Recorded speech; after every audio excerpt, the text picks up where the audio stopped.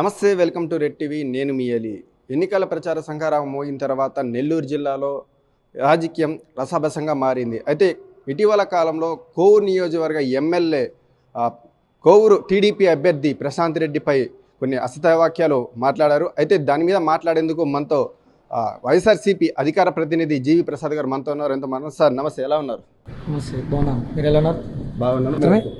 ప్రసన్న కుమార్ రెడ్డి గారు వాస్తవంగా ప్రశాంతమ్మని వ్యక్తిగతంగా మాట్లాడిన భాష కాదు. ఆయన పత్రికా విలేకరుల సందర్భంలో కొంతమంది పత్రికా విలేకరులు, మీడియా ప్రతినిధులు ప్రశాంతమ్మ సోమిరెడ్డి ప్రశాంతమ్మ కదా అని సంబోధించినప్పుడు ఆయన చెప్పిన మాట ఏంటంటే, అయా ప్రస్తుతం ప్రశాంతమ్మ గారు రెండో పెళ్లి చేసుకోవడం జరిగింది.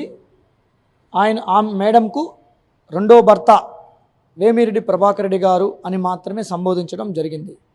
అయితే దానిని కొన్ని సోషల్ మీడియాలలో తెలుగుదేశం పార్టీకి సంబంధించిన కొంతమంది వాస్తవాలను అవాస్తవాలుగా చిత్రీకరిస్తూ అనేక పోస్టులు పెట్టడం జరిగింది.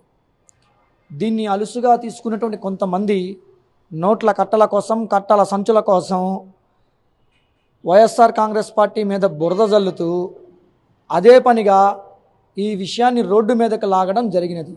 ఈ విషయాన్ని పెద్దలు వేమిరెడ్డి ప్రభాకర్ రెడ్డి గారు కానీ మేడం ప్రశాంతమ్మ గారు కానీ ఆలోచించుకోవాల్సిన అవసరం ఉంది. అంటే నెల కిందట విపిఆర్ ప్రశాంత్ రెడ్డి దేవుడు దేవత అయ్యారు. ఇప్పుడు పార్టీ మారగానే వీళ్ళు శత్రువులు ఎందుకు అయ్యారు? రాజకీయాలలో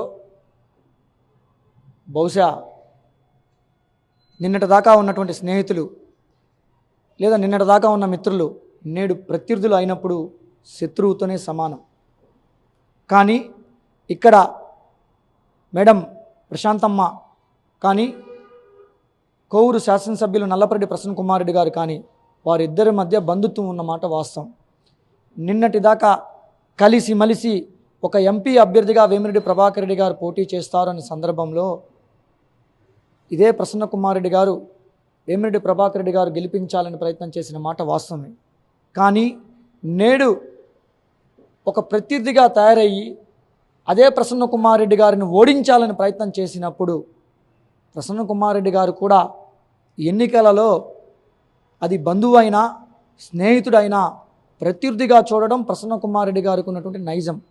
కాబట్టి ఈ విషయాన్ని ప్రసన్న కుమార్ రెడ్డి గారు బంధుత్వంని ఉద్దేశించి మాట్లాడడం మాత్రమే జరిగింది, కానీ వక్రీకరించి మాట్లాడడం మాత్రం కాదు.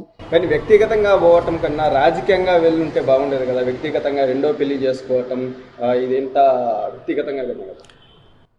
ప్రసన్న కుమార్ రెడ్డి గారిని మీడియా మిత్రులు అడిగినటువంటి ప్రశ్నకు సంబంధించి ఆయన చెప్పిన మాట అది మీకు బహుశా వ్యక్తిగతం అనిపించవచ్చు, లేకపోతే రాజకీయం అనిపించవచ్చు.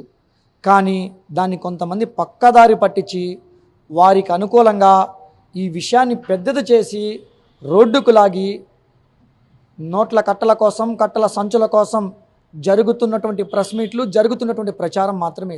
గతంలో కోవూరు ఎమ్మెల్యే ప్రసన్న కుమార్ రెడ్డి గారు కూడా విపిఆర్ దగ్గర డబ్బులు తీసుకున్నారు ఎమ్మెల్యే అభ్యర్థిగా అని చెప్పేసి కంటెస్ట్ తీసుకున్నారు కూడా అని చెప్పి. నువ్వు చూసావా? అంటే మొన్న సీతారెడ్డి గారు కూడా చెప్పారు కదా. ఒక మాట చెప్తాను నిన్న, ఈ నెల్లూరు జిల్లా రాజకీయాలలో అవసరాల కోసం ఎమ్మెల్యేల మధ్య ఉన్నటువంటి విభేదాలను మలుచుకోవడంలో రాజకీయ అపర చాణక్యుడు కోటమిరెడ్డి సీతారెడ్డి గారు. ఒక మంత్రికి ఎమ్మెల్యేకి నాయకుడికి, ఎమ్మెల్యేకి జిల్లా పరిషత్ చైర్మన్కి మధ్య ఉన్న విభేదాలను తన అవసర నిమిత్తం మలుచుకోవడంలో రూరల్ నియోజకవర్గ శాసనసభ్యుడు కోటమిరెడ్డి సీతారెడ్డి గారు దిట్ట. ఈ విషయాన్ని మీరు ఒకసారి పరిగణలో తీసుకోవాలి. అంటే ఇప్పుడు వేమిరెడ్డి ప్రభాకర్ రెడ్డి పార్టీ మారటంతోనే ఇవన్నీ చేస్తున్నారని చెప్తున్నారు. అదేవిధంగా బీఫామ్ తీసుకుని ఆదల ప్రభాకర్ రెడ్డి గారు టీడీపీ నుంచి వైసీపీకి వచ్చేసారు కదా లాస్ట్ మూమెంట్లో. దాన్ని మీరు ఎలా చూస్తారు? బహుశా ప్రభాకర్ రెడ్డి గారు ఏనాడు కూడా ఏ వ్యక్తిని కూడా మరొకరిని కూడా వ్యక్తిగతంగా దూషించేటువంటి వ్యక్తి కాదు. ప్రధానంగా ఒకటి.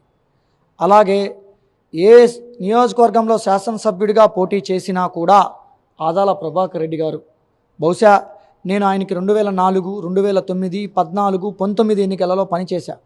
ఇది 5వ ఎన్నికలలో ఆదాల ప్రభాకర్ రెడ్డి గారి కోసం పనిచేస్తున్నా.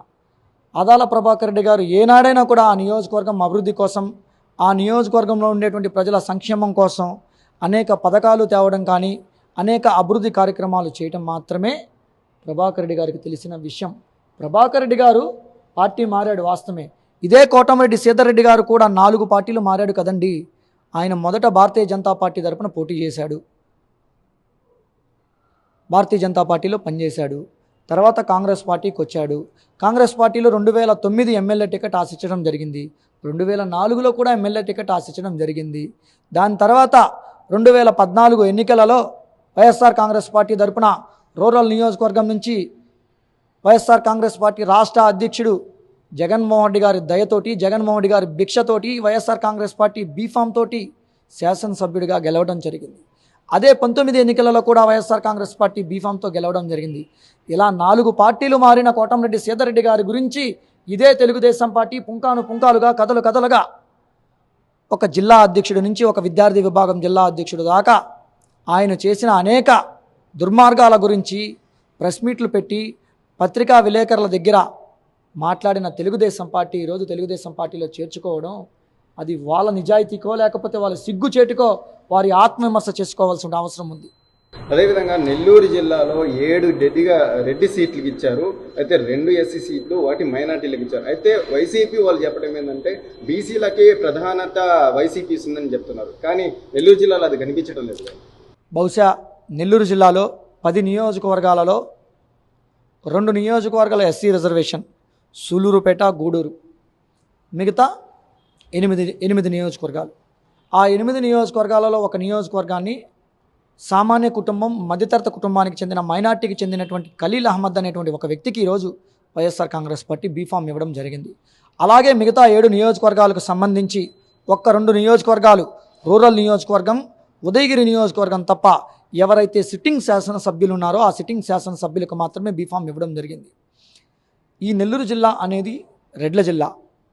బేసిక్గా ఈ నెల్లూరు జిల్లాలో మొదటి నుంచి నెదురుమల్లి జనార్దన్ రెడ్డి గారు లాంటి ముఖ్యమంత్రిగా ఉన్నటువంటి వ్యక్తి కానీ, బెజవాడ గోపాలరెడ్డి గారు కానీ, ఆనం సంజీవ్ రెడ్డి గారు కానీ, ఏసీ సుబ్బారెడ్డి గారు కానీ, ఆనం వెంకటరెడ్డి గారు కానీ, కాకాని రమణారెడ్డి గారు కానీ, ఆనం భక్తవచ్చరెడ్డి గారు కానీ, చిత్తూరు శేషారెడ్డి గారి నుంచి, పసల పెంచలే దగ్గర నుంచి ఎంతోమంది లీడర్లు పనిచేసినా కూడా ఎస్సీ రిజర్వేషన్ ఉన్న చోట మాత్రమే ఎస్సీలు నిలబడడం జరిగింది. కానీ మిగతా అన్ని నియోజకవర్గాలలో 99% జరిగిన అనేక శాసనసభ ఎన్నికలలో రెడ్లు మాత్రమే పోటీ చేయడం జరిగింది. టీడీపీ వాళ్ళు చెప్పడం ఏంటంటే మహిళలకు ప్రాధాన్యత ఇచ్చాం, బీసీలకు ప్రాధాన్యత ఇచ్చాం, మైనార్టీలకు ప్రాధాన్యత ఇచ్చాం, అందరికీ సమకూలంగా టీడీపీ న్యాయం చేస్తుంది, వైసీపీ చేయటం లేదు ఎందుకు చెప్తున్నారు?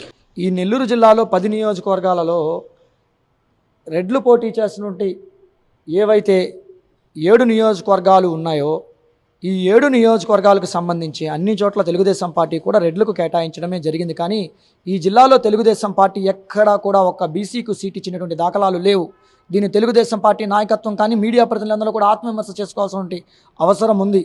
అయితే మిగతా మహిళలకు కేటాయించినటువంటి సీట్లు ఈరోజు కొవ్వూరు నియోజకవర్గం నుంచి వైఎస్ఆర్ కాంగ్రెస్ పార్టీ నుంచి వచ్చినటువంటి వ్యక్తి మేడం వేమిరెడ్డి ప్రశాంతమ్మ గారికి ఆర్థికంగా సంపన్నులు కాబట్టి ఈరోజు కొవ్వూరు సీట్ ఇవ్వడం జరిగింది.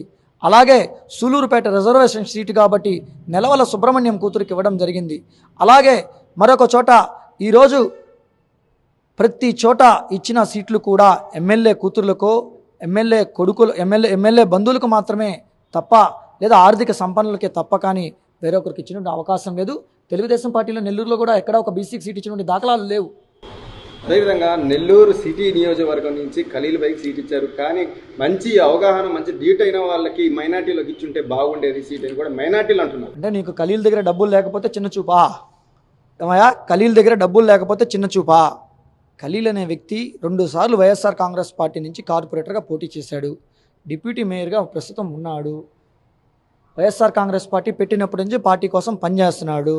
మాకు పార్టీలో ఉండేటువంటి కార్యకర్తలు కావాలి కానీ కోట్ల రూపాయల డబ్బులు ఉన్నటువంటి కోటేశ్వర్లు కాదండి అనే ఉద్దేశంతో జగన్మోహన్ రెడ్డి గారు బీసీలకు, మరొక జిల్లాలో బీసీలకు పెద్దపీట వేశాడు, ఈ జిల్లాలో మైనార్టీకి పెద్దపీట వేయడం జరిగింది. కాబట్టి మొదటి నుంచి ఉన్న వైఎస్ఆర్ కాంగ్రెస్ పార్టీ కార్యకర్తగా ఖలీల్కు ఒక మైనార్టీకి సీట్ ఇవ్వడం జరిగింది. నిన్న సిద్ధారెడ్డి ప్రెస్ మీట్లో విజయసాయి రెడ్డి గారు రాజీనామా చేసి ఎంపీ అభ్యర్థిగా పోటీ చేయడం దెయ్యాలు వేదాలు అందించడం, గురువింద సామెతలు చెప్పడంలో మహా రూరల్ నియోజకవర్గ శాసనసభ్యులు కోటంరెడ్డి సీతారెడ్డి గారికి మించిన మహానటుడు బహుశా ఈ నెల్లూరు జిల్లా రాజకీయాల్లో మరొకటి ఉండడండి. కారణం ఏంటంటే ఈయన వైఎస్ఆర్ కాంగ్రెస్ పార్టీ బీఫామ్ మీద గెలిచాడు. ఈయన వైఎస్ఆర్ కాంగ్రెస్ పార్టీ నుంచి బయటికి వెళ్ళిపోయాడు. ఈయన మాత్రం తెలుగుదేశం పార్టీ కండవా మెళ్ళ కప్పుకోవచ్చు, తెలుగుదేశం పార్టీ వాళ్ళకి ఎమ్మెల్సీ ఓటు వేయచ్చు. వైఎస్ఆర్ కాంగ్రెస్ పార్టీ ఎమ్మెల్యేల తరపున ఈరోజు రాజ్యసభ సభ్యులుగా ఉన్న విజయసాయిరెడ్డి గారు పార్లమెంట్ అభ్యర్థిగా పోటీ చేస్తున్నాడు. ఆయన ప్రస్తుతం వైఎస్ఆర్ కాంగ్రెస్ పార్టీలో కొనసాగుతున్నాడు. వైఎస్ఆర్ కాంగ్రెస్ పార్టీ తరపున ఉన్నటువంటి వ్యక్తి రిజైన్ చేయాలా రిజైన్ చేయకూడదా అనే విషయం పక్కన పెడితే, నువ్వు వైఎస్ఆర్ కాంగ్రెస్ పార్టీకి వెన్నుపోటు పొడిచి వైఎస్ఆర్ కాంగ్రెస్ పార్టీని ధిక్కరించి అన్నం పెట్టిన జగన్మోహన్ రెడ్డి గారిని వెన్నుపోటు పొడిచి తెలుగుదేశం పార్టీలో చేతులు కలిపి తెలుగుదేశం పార్టీ తరపున పోటీ చేస్తున్న మీకు విజయసాయిరెడ్డి గారి గురించి మాట్లాడేటువంటి అర్హత ఈరోజు కోటంరెడ్డి సీతారెడ్డి గారికి లేదు అనే విషయాన్ని కోటంరెడ్డి సీతారెడ్డి గారు ఆత్మవిమర్శ చేసుకోవాల్సిన అవసరం ఎంతైనా ఉంది. అంటే విజయసాయిరెడ్డికి నెల్లూరులో ఓటు లేదు, అదేవిధంగా ఇల్లు కూడా లేదు, ఓన్లీ జస్ట్ ఆయన వెళ్ళిపోతాడు అని చెప్పి ఆరోపణలు వస్తాయి. మీకు తెలుసో తెలీదో బహుశా విజయసాయిరెడ్డి గారికి తాళ్ళపూడిలో చాలా పెద్ద ఇల్లు ఉంది. ఇక్కడ నుంచి నెల్లూరు నగరం నుంచి తాళ్ళపూడి మహా అంటే 13 కిలోమీటర్లు. ఈరోజు ఆ కొసకి ఈ కొసకి ఎక్కడ తీసుకున్నా సరే ఒక ఆర్టీసీ బస్టాండ్ నుంచి ఏ ప్రాంతం పోవాలన్నా 15 కిలోమీటర్లు 20 కిలోమీటర్లు.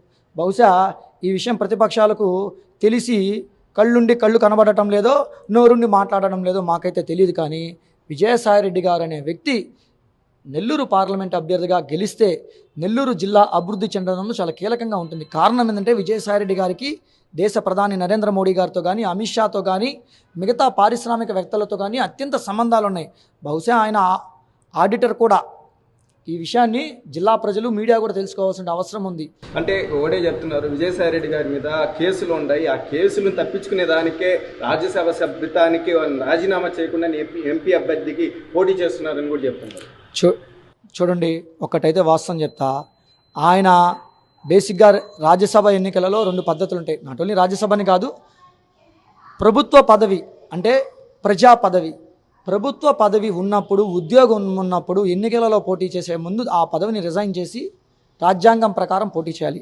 అదే రాజ్యాంగం ప్రకారం రాజ్యాధికారానికి సంబంధించిన పదవి ఉన్నప్పుడు గెలిచిన తర్వాత రిజైన్ చేయొచ్చు, లేదా ఓడిపోతే కంటిన్యూ అవ్వచ్చు అనేటువంటి ఉండేటువంటి రాజ్యాంగం. బట్ ఇవన్నీ తెలుసో తెలీదో కోటంరెడ్డి సీతారెడ్డి గారికి, కోటంరెడ్డి సీతారెడ్డి గారు గుడ్డగాల్చిన ఎత్తినేసే పనిలో ముందుంటాడు ప్రస్తుతం నెల్లూరు జిల్లాలో.